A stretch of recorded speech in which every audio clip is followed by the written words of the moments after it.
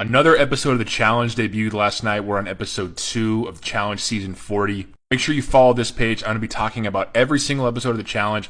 I'll be answering some of your guys' questions. I'll be talking about some of the things you guys want to talk about. I'm just a huge fan of this show. I consider it the 5th major sport in the United States. I've been watching this show for over half my life. I'm very invested in the characters. I'm invested in the different, things going on. I'm the right person to talk about all of this. So if you love The Challenge, make sure you drop a follow and engage in the conversations.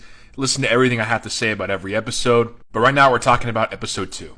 And episode 2 leaves off exactly where episode 1 was, where they go right into elimination. There are 8 different eliminations, so 8 people get eliminated right here in the beginning. 4 men and 4 women. And honestly, I wish they would have just combined this with episode 1, because I feel like we didn't get enough in episode 1, and now I feel like we didn't get enough in episode 2. Because it's not just about the challenges, right? It's about the gameplay, it's about the dailies. So last week we had a daily, and then we had all the, behind-the-scenes politicking, and then this episode was all the challenges. Which, it was cool, the challenges were cool, but I feel like, they were kind of the highlights. We had a hall brawl, we had we had the one where you're doing knots, you're trying to get the other person to not be able to untie your knots, we had pole wrestle, and we had the one where you're scoring balls. I forget what they're all called, so sue me. But it's always fun watching some of these events. I mean, you got OG Derek here, who was able to compete in the one thing that he is amazing at, pole wrestling. He took out Mark. Mark is probably double his size, and he overpowered him in the sand. And he's going on. He moved forward, and Mark is out. Anissa was also doing the pole wrestling, and she had to go against Katie. Poor Katie. Katie did the best that she possibly could, but Anissa has more weight on her. She's stronger, and she was able to win pretty handily. I'm so thankful that Nia came in and got rid of Amanda. Amanda is one of the worst challengers ever put onto the screen.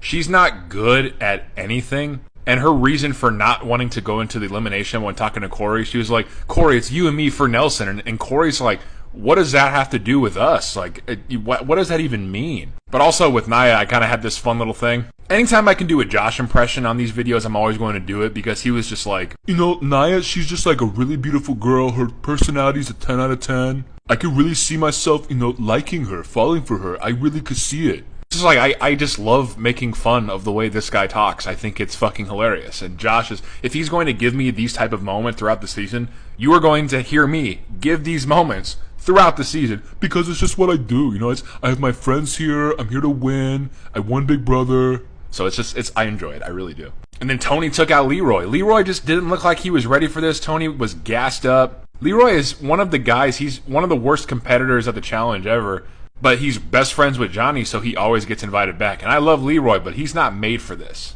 Then we had a great hall brawl between 2 guys who really don't like each other, in Theo and Pauly. And Theo absolutely leveled Pauly, leveled him. But what do you expect? Theo probably has 50 to 60 pounds on him, pure muscle. Theo, I think, is like 6'5", 6'6", and Pauly's a lot smaller, and Theo just destroyed him. It wasn't even close. And then we had the battle of these two. We had Nerys and we had Olivia. Olivia is just bigger than Nerys.